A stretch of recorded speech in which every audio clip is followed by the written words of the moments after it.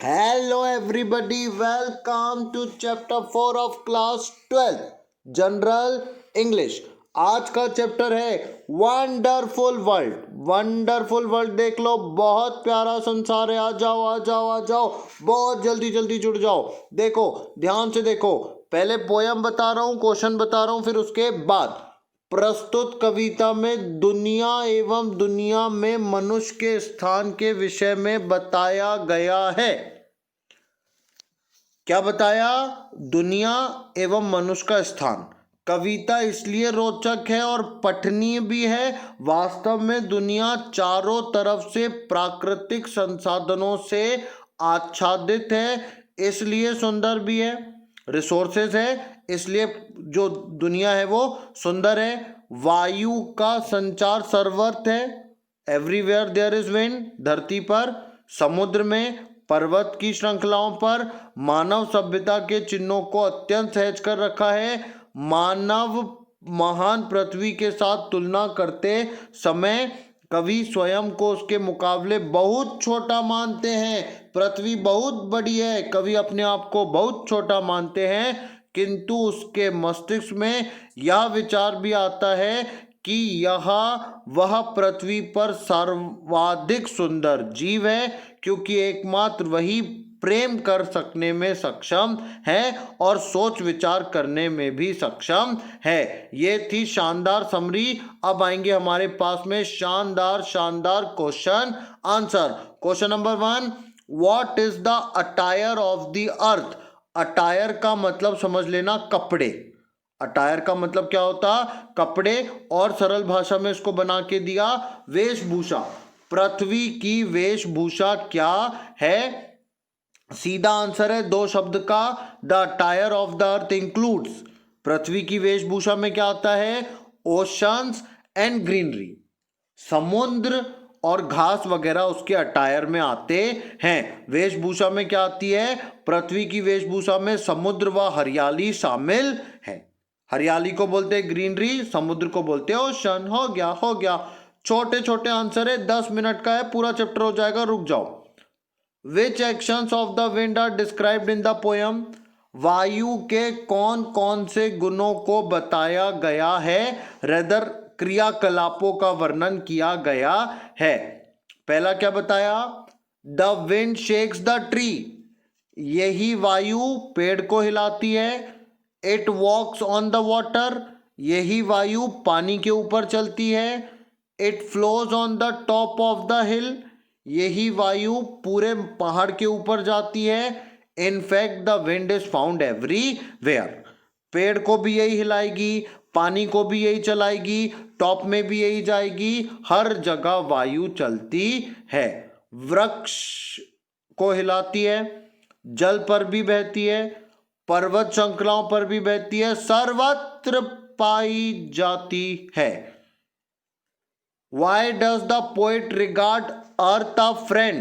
पृथ्वी को क्या मानता है? वो एक अपना मित्र मानता है। The poet regards, देखो देखो देखो देखो देखो, आया नियम आया नियम आया नियम, सिंगुलर है तो क्या गया? Regards. The poet regards earth a friend because it is found with wheat field. क्यों? क्योंकि इसमें गेहूं है, रिवर्स है, सिटीज है, गार्डन्स है, क्लिफ्स है, स्लेक्स है, ये सबका अर्थ आएगा आगे। In fact the earth nature's human civilisation, earth ही नर्शर करती है। नर्शर मतलब पालती है ह्यूमन को। अगर धरती से ये फसल ना हो तो हम कुछ भी खाएंगे नहीं, और खाएंगे नहीं तो मर जाएंगे। तो धरती ही हमको पालती है। देखो लिखा है लिखा है लिखा है, वही बात लिखी है।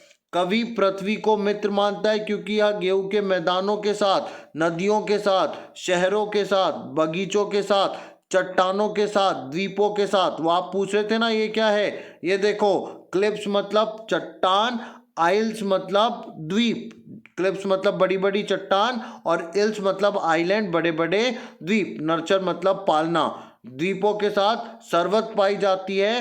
वास्तव में पृथ्वी मानव सभ्यता की रक्षा करती है। नर्शर का मतलब ही होता है, नर्शर्स मतलब पालना पोसना या उसकी रक्षा करना। तो धरती माता हमारी रक्षा करती है।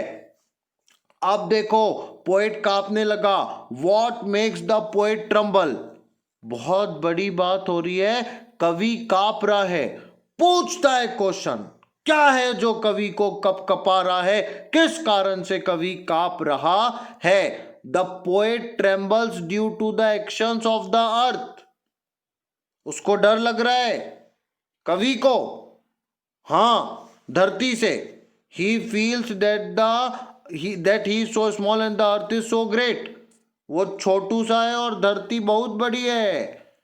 कवि पृथ्वी के क्रियाकलापों को देखकर कांपने लगता है। उसे लगता है कि वह कितना छोटा और पृथ्वी कितनी महान है। कभी भी कुछ भी कर देगी धरती माता। What makes the poet think that the man is God's greatest creation? अब वो बोलता है मैं भगवान का बहुत ही शानदार नमूना हूं। किस बात से महसूस होता है? ईश्वर की महानतम रचना है। Man can love, man can think. सोच विचार हम कर सकते हैं, बाकी के जानवर नहीं कर सकते। आप बाकी जानवर से बोलो बताओ क्या होगा, सोच के बताओ, वो सोच विचार नहीं कर सकते। The earth can not do this. धरती माता ये नहीं सोच सकती कि गेहूं उगाना है, चावल उगाना है, वो कुछ नहीं सोच सकती। जो बोंगे बराबर उगेगा। आप घास लगाओ घास आएगी, कांटे लगाओ कांटे आएंगे, गुलाब लगाओ गुलाब आएगा।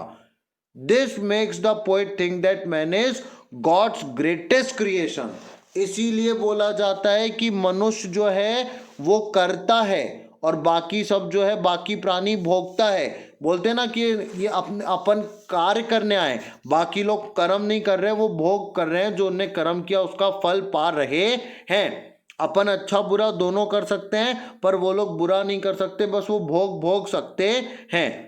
मनुष्य प्रेम कर सकता है, सोच विचार कर सकता है, पृथ्वी ऐसा नहीं कर सकती। इसीलिए महसूस होता है कि मनुष्य ईश्वर की महानतम रचना है।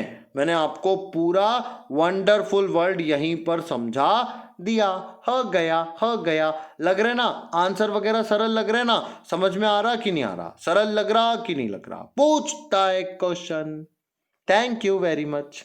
और हाँ, एक बात और, please please please please note it down. ये वीडियो आप जरूर शेयर करो, और शेयर भी किसके साथ करो? अपनी क्लास के फ्रेंड्स के साथ करो। अब भी मैंने आपको बताया अपन करता है, अपन भलाई कर सकते हैं। आप मेरा भला करो, भगवान आपका भला पक्का करेगा, पक्का करेगा, पक्का करेगा।